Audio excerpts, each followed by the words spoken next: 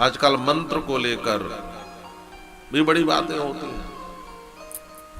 एक शिव पुराण की ही बात प्रचारित हो गई है, श्री शिवाय नमस्तुभ्यम। यह मंत्र नहीं है, शिव पुराण में लिखा है श्री शिवाय नमस्तुभ्यम, ऐसा हमें बोलना चाहिए। तो आप बोल सकते हैं, कह सकते हैं, यह तो सही बात है, लेकिन श्री शिवाय नमस्तुभ्यम में कोई मंत्र नहीं है। मंत्र तो ओम नमः शिवाय ही है, अभी इसकी चर्चा जाएगी। यही पंचाक्षर मंत्र है और इसी मंत्र का उपदेश भगवान शिव ने ब्रह्मा जी को और भगवान विष्णु को किया है, भी आगे चर्चा आने वाली है। पार्वती जी को देवर्षि नारद ने भगवान शिव को प्राप्त करने के लिए इसी पंचाक्षर मंत्र का उपदेश दिया है। देखिए, जो मंत्र होते हैं उसमें जो अक्षर होता है उतने लाख उसका जप होता है, उसका पुरस्चरण होता है। उस मंत्र के ऋषि होते हैं, मंत्र दृष्टा ऋषि होते हैं। किसी से पूछा जाए श्री शिवाय नमस्तुभ्यम में कितने अक्षर हैं, कितना लाख जप करना चाहिए, इसके मंत्र दृष्टा ऋषि कौन है, इस मंत्र के जप की विधि क्या है, ये तो कोई नहीं बता सकता। और जो मंत्र है उसकी विधियां भी लिखी हैं। तो यह श्री शिव पुराण का एक श्लोक है जिसमें यह बात कही गई है कि मुख में श्री शिवाय नमस्तुभ्यम यह होना चाहिए वाक्य, और यह हमें कहना चाहिए। यह भगवान शिव की प्रसन्नता के लिए है, सही बात है, अच्छी बात है, लेकिन यह मंत्र के रूप में शिव पुराण में इसकी विवेचना नहीं है। इस बात को भी मैं स्पष्ट कर दे रहा हूं। एक बात और है कि आजकल इतने विचारक हो गए हैं, इतने ज्ञान देने वाले हो गए हैं। अब YouTube खोले, इतने बड़े बड़े ज्ञानी और ऐसी ऐसी बातें कहते हैं, ऐसा ऐसा टाइटल बनाकर कि आप तुरंत उसको खोल कर देखना चाहते हैं और लोग भ्रमित हो जाते हैं। भ्रमित होने का आलम तो यह है कि मत पूछिए, है ना। एक एक व्रत 5-5 दिन बता दे रहे हैं लोग, इतने ज्ञानी हो गए, है ना। पहले तो गांव में जो पंडित जी होते थे, जो आचार्य होते थे, वो बता देते थे कि यह व्रत इस दिन करना चाहिए, लोग श्रद्धा भक्ति से करते थे। अब तो महाराज ये जो सोशल मीडिया का जमाना है ना, उस पर इतने ज्ञानी आते हैं, अलग अलग चीजों को इतना बताते हैं कि हर कोई भ्रमित रहता है। आजकल समझ में नहीं आता सही क्या है गलत क्या है। तो मैं इसके लिए एक बात कहता हूं, देखो, आप लोग बाजार से दाल खरीद कर लाए, कुछ भी खरीद कर लाते हैं, चावल दाल, तो आप अपने घर ला करके उसको अमनिया करते हैं कि नहीं? अरे उसको साफ सफाई करते हैं, है ना। उसके बाद ही मतलब चावल धो करके ही पकाते होंगे, दाल धो करके ही पकाते हैं कि नहीं? किसी चीज को बिना फिल्टर किए आप ग्रहण करते हैं क्या? नहीं करते। उसी प्रकार आपके जीवन में कोई सूचना भी मिलती है तो उसको भी फिल्टर करके स्वीकार करना सीखिए। समझ में आ गई? उसको भी फिल्टर करिए, उसका भी सोर्स ढूंढिए कि जो बात कही जा रही है इसका कोई सोर्स है कि नहीं है, इसका सोर्स कहां है। ऐसी बहुत सी बातें आती हैं। एक व्यक्ति ने कह दिया कि स्त्री को हनुमान जी की पूजा नहीं करनी चाहिए, और क्या तर्क दिया उसने? तर्क दिया कि हनुमान जी ब्रह्मचारी हैं तो स्त्री को छूना नहीं चाहिए। अब बताइए, ये कैसी सोच है कि कोई स्त्री स्पर्श कर देगी तो हनुमान जी का ब्रह्मचर्य भंग हो जाएगा? मतलब इतने कच्चे ब्रह्मचारी हनुमान जी महाराज हैं। क्या बोलने वाले कुछ भी बोल देते हैं, है ना। तो कोई कुछ बोले तो उसका सोर्स ढूंढिए, उनसे पूछिए कि ये बात कहां लिखी है। सुदामा चरित्र को लेकर के कितनी बड़ी बातें फैला दी गई हैं आजकल। एक अपना वीडियो है YouTube पर, द रियल सुदामा चरित्र, आप जाकर जरूर सुनिएगा उसको। शिव पुराण की कथा है, मैं बहुत बोल नहीं सकता, लेकिन इन चरित्रों के साथ एक कविता और गीत गा करके कथा कहने वाले, जिनको शास्त्र बोध नहीं है, उन्होंने कितने बड़े बड़े भ्रम फैला दिए।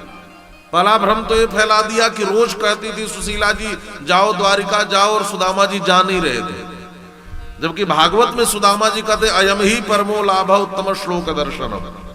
ये जीवन का सबसे बड़ा लाभ है जिसको भगवान का दर्शन हो जाए। भक्त कभी भगवान के दर्शन के लिए मना कर ही नहीं सकता। लेकिन यह बात, दूसरी बात आती है कि द्वारपालों ने रोका, है ना। हम तो एक जगह दिल्ली में कथा हो रही थी, वहां हेमंत जी भी थे, अभी दिखाई नहीं दे रहे हैं, किधर चले गए। अच्छा, इधर बैठे हैं, तो ये भी थे वहां पर, यही लाइव कर रहे थे कथा को वहां भी। तो वहां लोगों ने 2 मुष्टंडे द्वारपाल बनाए, मैं कमेटी का नाम नहीं लूंगा, और सुदामा जी एक कोई बनकर आया और लंगड़ा के चल रहा था। पता नहीं किसने बता दिया कि सुदामा जी लंगड़े थे। हाँ, जो सुदामा बना था वो व्यक्ति लंगड़ाते हुए आ रहा था। अब आप विचार करिए। और दूसरी चीज हमने क्या देखा, कथा रुकवा करके उन्होंने कहा महाराज जी 2 मिनट रुकिए, हमारे यहाँ हर बार ही होता है। और क्या किया, उन दोनों द्वारपालों ने सुदामा जी को ऐसे पकड़ कर ऐसे फेंका। ये सब एक्टिंग कर रहे थे।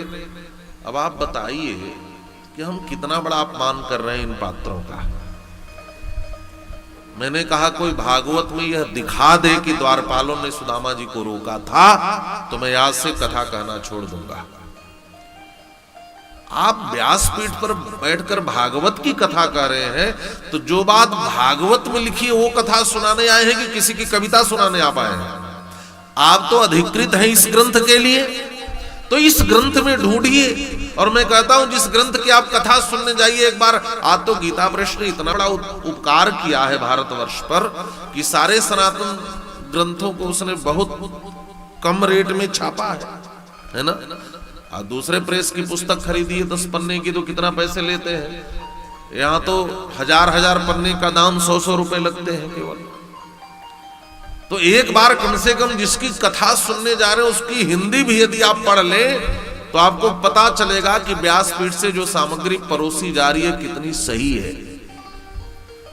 और यदि हम ऐसा नहीं करेंगे और हम भी केवल कथा मंच के सामने बैठकर चुटकुले और उल्टे पलटे गीत में रस लेते रहेंगे तो हमारे सनातन धर्म की रक्षा नहीं हो पाएगी। ध्यान से, गंभीरता से समझना, हम अपनी भावी पीढ़ी को क्या देकर जा रहे हैं। आजकल बच्चों को अपने सनातन धर्म के विषय में थोड़ा भी ज्ञान नहीं है। इसका मतलब है कि माता पिता को भी ज्ञान नहीं है। कम से कम मूल चीजों का ज्ञान तो होना। अच्छा, उनको भी कैसे हो, इतने कहने वाले लोग हैं को भ्रमित करके रखे हैं। तो मैं कहता हूं कि आप किसी की बात मानने से पहले कम से कम उस चीज को ढूंढो तो सही, आप उसका सोर्स तो देखो। आजकल तो मोबाइल सबके हाथ में, कम से कम पीडीएफ निकाल करके गीता प्रेस से छपी पुस्तक जो प्रमाणित होती है वहां से देख लो। भागवत में तो लिखा है सुदामा जी तो सीधे प्रिया पर्यंकमास्थितः। महाराज, भगवान के दरबार में कभी किसी गरीब को, किसी संत को, किसी ब्राह्मण को, किसी भी दीनहीन को आने की कहीं कोई मनाही नहीं थी, कभी नहीं। सुदामा जी तो उस कक्ष तक चले गए जिस कक्ष तक महाराज जाने के लिए तो सोचना पड़ेगा, लेकिन क्या मित्रता है। अपनी प्रिया के साथ पर्यंक पर ठाकुर जी जिस कक्ष में बैठे थे सुदामा जी वहां तक चले गए। और वहां लिखा है सहसोत्थाय। सुदामा जी को देखकर भगवान द्वारिकाधीश तुरंत उठ करके स्वयं दौड़े। सहसोत्थाय, सहसा उत्थाय। सहसा शब्द इस बात का भी द्योतक है कि किसी द्वारपाल ने सूचना भी नहीं दी है कि सुदामा जी आ रहे हैं। ये भागवत की कथा है। भागवत में कहीं नहीं लिखा है कि कृष्ण के हिस्से का चना चुरा करके खा लिए सुदामा जी, लेकिन हम उनको चोर भी कहते हैं, है ना। कारण भी ढूंढ लेते हैं कि इसीलिए वो दरिद्र हो गए, जबकि सुदामा जी दरिद्र नहीं थे, सुदामा जी गरीब थे। भौतिक संसाधनों का अभाव था। 4 विशेषण हैं भागवत में सुदामा जी के। कृष्णस्यासीत सखा कश्चित ब्राह्मणो ब्रह्मवित्तमा, ब्रह्मवित्तम थे। विरक्त इंद्रियार्थेषु दूसरा विशेषण, प्रशांत आत्मा तीसरा विशेषण, और जितेंद्रिय चौथा विशेषण। जिसमें चारों बातें होंगी, एक दिन तीनों लोगों का ईश्वर उसके चरणों में बैठकर उसके चरण धोता है। महाराज, सुदामा होना आसान है क्या? यदि आप सुदामा हो जाएं तो तीनों लोगों का ईश्वर आपके चरणों में बैठकर आपका चरण धुलेगा। तो तात्पर्य यही है कि हम जो सुनते हैं, जो विचार हमें आज मिलते हैं, उन विचारों का सोर्स क्या है, और आपको भी जो सूचना मिले उस सूचना को फिल्टर करके स्वीकार करना सीखिए। क्योंकि आज यह बाजारवाद का युग है। आज अपने व्यूज बढ़ाने के लिए बाजार में कई कई प्रकार के कंटेंट परोसे जा रहे हैं, और यदि हम सजग नहीं हुए तो हम बहुत से भ्रम के शिकार हो जाएंगे, और सनातन धर्म के मूल ग्रंथों की बड़ी हानि हो जाएगी, मूल तत्वों की हानि हो जाएगी। आजकल विवाहों में राधा कृष्ण बना करके लोग नचाते हैं और सोचते हैं मैं बड़ा धार्मिक हूं। आप विचार करो, आपने भगवान को क्या बना करके छोड़ा है? ये सब मजाक ही तो है। सुदामा जी को एक जगह कथा में कटोरा पकड़ा कर भेज दिया श्रोताओं के बीच में, और लोग उसमें डाल रहे थे। जिस व्यक्ति ने जीवन में, अरे इंसान से तो छोड़ो, भगवान से भी नहीं मांगा, आप उसको भिखारी बना करके दौड़ा रहे हो। तो ऐसे बहुत से पात्र हैं जिनके साथ व्यासपीठ पर बैठे लोग न्याय नहीं करते, तो बहुत पीड़ा होती है महाराज, बहुत पीड़ा होती है। और मैं कहता हूं कि आज 1.25 करोड़ से ऊपर की आबादी है ना, और इतनी बड़ी आबादी में कम से कम 1000 अच्छे सनातन धर्म के प्रवक्ता होंगे, तब जाकर के हम सनातन धर्म की प्रतिष्ठा कर पाएंगे। और आज आप 100 अच्छे प्रवक्ता का नाम भी नहीं बता सकते जिनको सच्चे अर्थों में शास्त्रों का ज्ञान दिखाई देता हो। ये बड़ी विडंबना है हमारी, विडंबना है। और 1000 तो क्या, कम से कम 1 लाख हो, तब सही अर्थों में जन जन तक सनातन धर्म की प्रतिष्ठा संभव है। इसलिए अच्छे वक्ता तैयार हो। मेरी पीड़ा का तात्पर्य यह है कि हमें सजग होना होगा, हमें इन चीजों की मूल स्थिति को समझना पड़ेगा। व्यासपीठ की एक बड़ी जिम्मेदारी है, एक गरिमणता है इसकी। यहां कोई व्यक्ति अपनी बात बोलने के लिए नहीं बैठता है कि मैं जब विदेश यात्रा में था, और मैं जब लंदन गया था, मैं जब फलाने गया था तो ये किया। यह व्यासपीठ, यह संपूर्ण भारतीय मनीषा की चिंतन धारा को प्रस्तुत करने के लिए। यहाँ बैठने वाला व्यक्ति अपनी बात नहीं कहता, यहाँ बैठने वाला व्यक्ति ऋषि परंपरा से प्राप्त जो ज्ञान की संपदा है उसको वितरित करने के लिए बैठता है। और यहां से बोली गई हर बात यह व्यक्ति की बात नहीं है, यह प्रामाणिक बात है। जैसे रेलवे स्टेशन के टिकट खिड़की पर बैठने वाला व्यक्ति कोई भी हो, लेकिन वो टिकट सरकारी देता है कि नहीं? वो अपने से बनाकर एक पुर्जे पर लिखकर दे देगा, बेटा से दिल्ली, तो उस कागज को लेकर आप ट्रेन से चल जा सकते हैं क्या? नहीं जा सकते ना, वहां तो सरकारी टिकट चाहिए। उसी प्रकार यहां बैठने वाला व्यक्ति यदि कोई अपनी इधर उधर संसार की फालतू बातें सुनाए तो उससे आपका कल्याण होगा क्या?